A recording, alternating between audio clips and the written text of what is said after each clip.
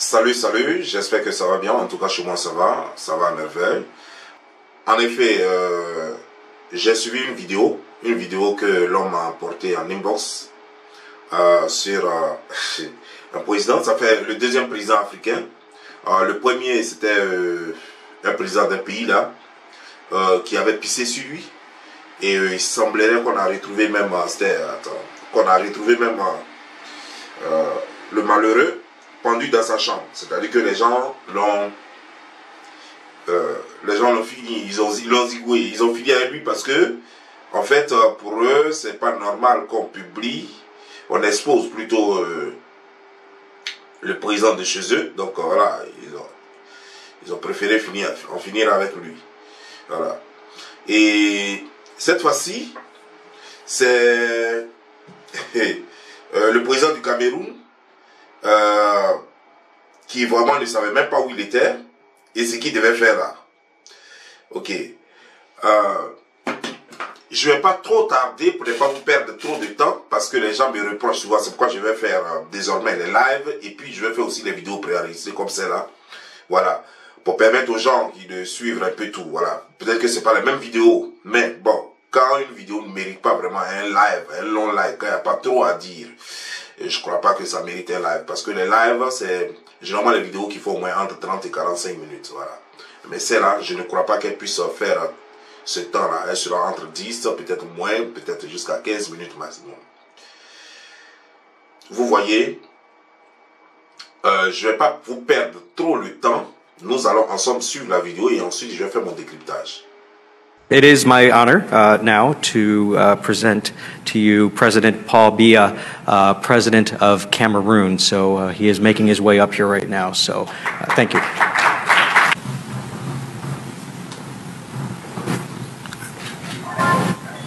Pourquoi je suis en vedette?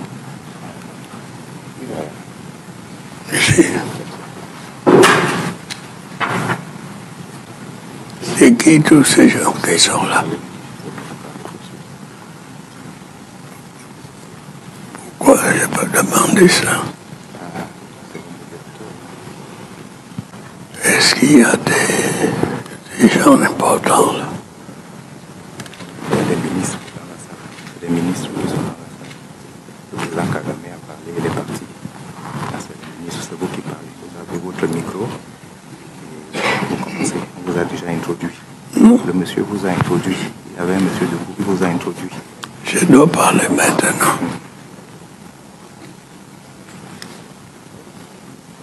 Vous pouvez rester assis, parler assis. Vous pouvez parler assis, étant assis. Ici? Oui. Pourquoi?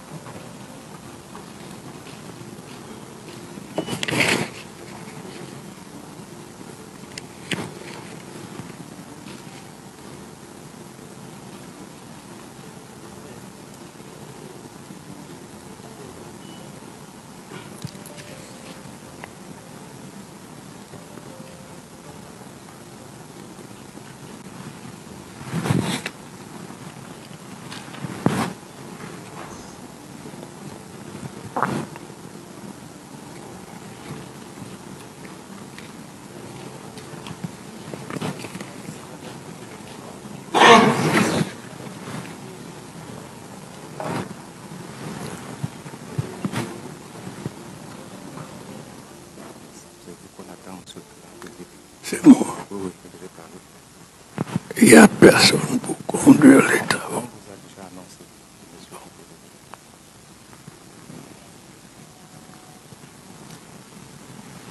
C'est ici. Vous venez de suivre le président du Cameroun aux États-Unis. Il est venu faire une conférence, participer à une conférence, pardon. Et voilà comment il se comporte. ce président est au pouvoir depuis je ne sais combien d'années. Il y a des gens qui n'étaient même pas encore nés quand il prenait le pouvoir et aujourd'hui qui travaillent dans son gouvernement. Vous voyez ce que ça nous rappelle, et ce n'est pas le seul. Nous avons ici aux États-Unis aussi notre président, le président Biden, qui ne sait plus souvent où il va. Ils sont obligés de le diriger comme un enfant. Nous avons plein de gens comme ça, encore. Plein de gens comme ça en Afrique et en Occident, qui refusent de vieillir parce que, au fait, le pouvoir, c'est un honneur. Généralement, les gens se battent avec un clan qui veulent venir au pouvoir. Pas parce qu'ils ont des idées, pas parce qu'ils sont brillants, mais parce qu'ils se disent, je peux le faire, alors je dois le faire. Alors que l'histoire de diriger un pays ne devrait pas une question de, je suis capable de le faire, je suis capable de gagner une élection, je suis aimé, donc il faut que je gagne une élection. Parce que généralement, les gens pensent que c'est une question d'amour entre toi et ton peuple, ou toi et ta communauté. Je vais prouver que je suis aimé dans mon pays. Je vais prouver que les gens m'aiment. Et la population stupide pense que c'est une question d'amour. Pense que on ne dirige un pays que parce qu'on aime trop le pays. On ne dirige un pays que lorsqu'on en a les capacités physiques, les capacités intellectuelles et le génie. Généralement, les gens viennent au pouvoir, ils n'ont aucun génie, ils n'ont aucune créativité. Ils n'ont jamais rien créé dans leur vie. Ils n'ont jamais rien apporté à la société. Et ils veulent diriger un pays. Alors qu'un pays a besoin de génie. Il faut innover. Il faut être un ingénieur. Il faut innover chaque fois. Il faut créer, il faut fabriquer. Il faut trouver des plans de stratégie pour pouvoir industrialiser son pays. Il faut trouver des plans de stratégie pour pouvoir réduire le taux de, le taux d'inemploi. Il faut trouver des stratégies pour réduire le taux des malades et des maladies dans le pays. Donc, diriger un pays, ce n'est pas une question de qui peut, qui veut, mais c'est une question de qui peut. Mais en Afrique et partout ailleurs aujourd'hui, et c'est pourquoi le monde est pourri, c'est pourquoi il y a trop d'incapables. Il y a trop d'incapables parce que les gens pensent que la gestion d'un pays, c'est comment ils gèrent leur famille, où tu peux donner l'argent de poche quand tu veux, tu n'en donnes pas quand tu veux, tu peux dire, ok, j'ai quelques soucis, hein, et puis bon voilà, et puis ça passe quoi. Non, un pays, c'est pas ça, parce que les gens cotisent pour te remettre de l'argent. Donc, le pays a de l'argent. Et donc, on te dit que le peu d'argent qu'il y a là, que le pays a là, parce que tous les pays n'ont pas les mêmes moyens, parce que tous les pays n'ont même pas la même démographie. Donc, il faut trouver des stratégies pour faire rentrer de l'argent dans le pays. Et en plus, il faut trouver des stratégies pour que ce qu'on a là puisse suffire. Il faut sécuriser le pays, il faut sécuriser le pays lui-même d'abord, il faut sécuriser les personnes et les biens dans le pays. Ce n'est pas une mince affaire. Ça demande de l'argent. Il faut équiper les policiers, les militaires, les gendarmes, les eaux et forêts. Il faut équiper tout le monde. Donc il faut trouver les meilleurs négociateurs et les meilleures négociations pour avoir les choses moins chères et efficaces. Il faut faire des routes, des ponts. Bon, il faut être sûr que là où tu vas investir l'argent du pays, que ces trucs-là seront durables sur au moins 50 ans. Ou alors entretenus sur chaque 10 ans, au moins. C'est tout ça à gérer un pays. Mais quelqu'un qui va quelque part, il est en train de dormir. Lui-même, il ne sait même pas où il est. Regardez ce président-là. Le président Paul Biya. Il ne sait même pas où il se trouve. Il ne sait même pas où il est. Il demande s'il y a des gens. Pourtant, il y a des gens devant lui. C'est-à-dire qu'il n'a même pas ses sens. On dit qu'il est le président de la République du Cameroun. Bon, alors que, je ne sais pas quoi, mais normalement, ce qu'on nous a dit, on nous a dit que pour diriger un pays, il faut être sain d'esprit et sain de corps. C'est-à-dire que donc, mentalement, le gars doit être OK. Il doit être capable de reconnaître l'endroit où il se trouve. Il doit être capable de savoir où il va. Il doit être capable de réfléchir pour prendre les meilleures décisions pour le pays. Parce que c'est lui qu'on a voté. On n'a pas voté ses collaborateurs. Et il doit donc être capable de bien réfléchir pour choisir ses collaborateurs avec qui il doit travailler. Mais un gars qui n'est même pas capable même de savoir même où il est assis. Un gars qui n'est même pas capable de savoir qu'il y a des gens devant lui. Un gars qui n'est même pas capable de savoir c'est pourquoi il est là. Comment peut-il donc choisir avec justesse ses collaborateurs pour le bien-être du pays? Comment peut-il choisir ses discours et les mots même qu'il a à prononcer? puisqu'il ne sait même pas de quoi il s'agit. Donc il faut savoir de quoi il s'agit pour faire un discours en fonction.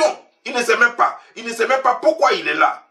Il ne sait même pas les gens qui l'écoutent. Comment tu ne sais pas où tu es, les gens qui t'écoutent, comment peux-tu les identifier et parler à chacun? Parce que quand on parle, on veut être entendu. Et chaque discours est fait en fonction des gens qui t'écoutent.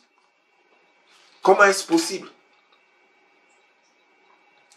Comment est-ce possible? Et c'est là que je me pose la question, je me demande, mais attends, c'est dans quoi nous sommes là aujourd'hui? Et c'est ceux-là qui décident de l'avenir de plus de 30 millions d'individus. Un individu malade, malade dans la tête et physiquement malade. C'est-à-dire que le gars ne peut même pas soulever son pied. Il marche comme un poussin. Il ne sait même pas où il va. On le tient. Je ne sais même pas, vous avez vu, je ne sais pas si il a lâché ou bien il a chié sur lui. Lui-même, il ne sait pas et ça ne le gêne pas. Parce qu'il n'a plus tous ses sens, parce qu'il ne contrôle même plus son corps. Ça, c'est des choses que ce président ne faisait jamais, qu'il n'avait jamais fait auparavant. C'est pourquoi c'est choquant. Et parce qu'on ne le fait pas en public. Et c'est pourquoi c'est choquant. Mais maintenant, il est obligé de le faire. Et les gens ne se rendent toujours pas compte qu'il est vieillissant. Et aux prochaines élections, les gens vont vouloir forcément le réélire. Et ils vont truquer les élections parce que vous savez très bien. Quand on arrive à ce stade, comme ce qui s'est passé aux États-Unis, où les élections ont été truquées parce que Trump a bel et bien gagné les élections, mais les gens voulaient absolument changer de régime parce que Trump était dans un autre combat.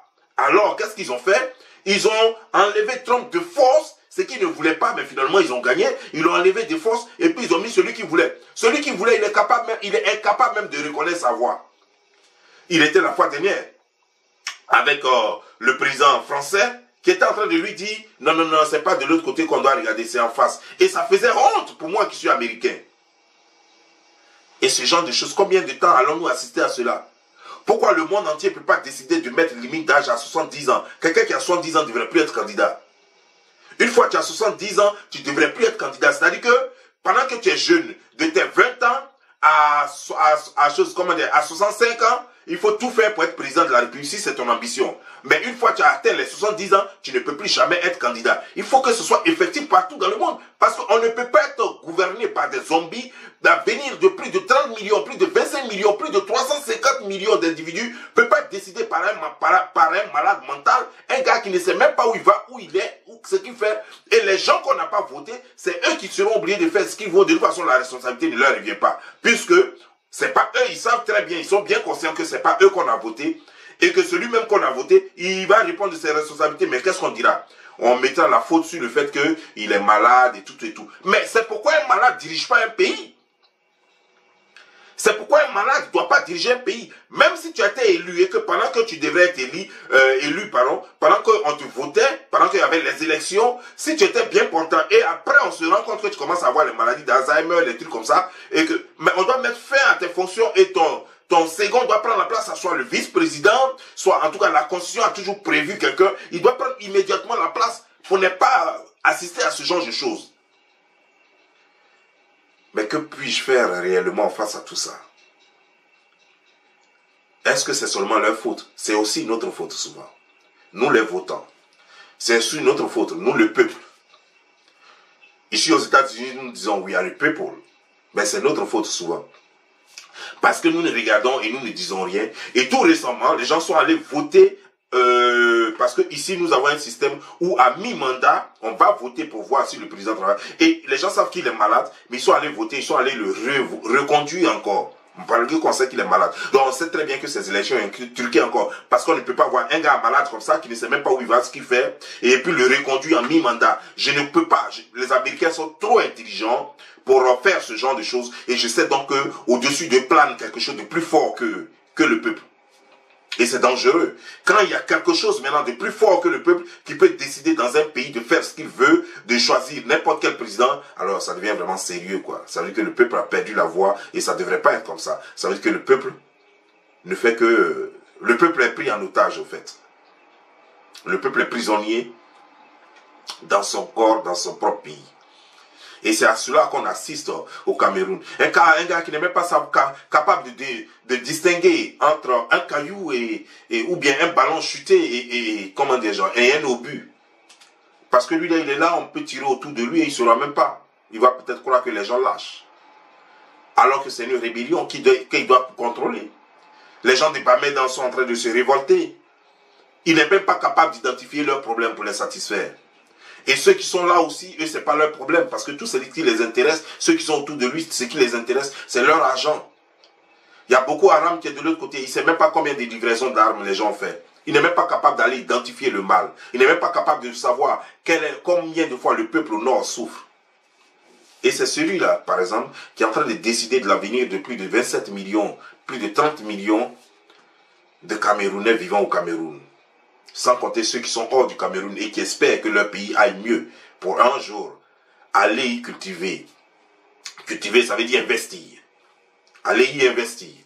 Prendre sa famille et puis un jour allez y vivre. Allez y vivre. Bien, sans crainte, dans la sécurité. Est-ce qu'ils pourront rêver un jour à une sécurité, à une paix? Je ne crois pas.